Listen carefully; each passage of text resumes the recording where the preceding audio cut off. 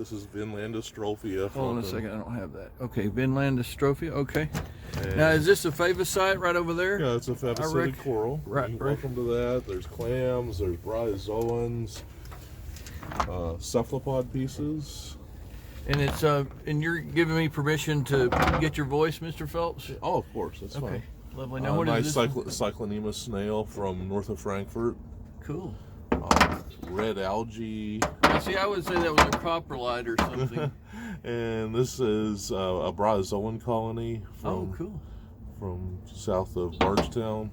Now, where are these fossils from, Mr. Phelps? Well, they're all over the state. I go all over the place collecting. Most of these are Ordovician in age. Okay. A few things I don't want to turn loose of. I have some Stromatoporoids called Beatricea. Oh, wow. They have this that is really too bizarre cool. shape.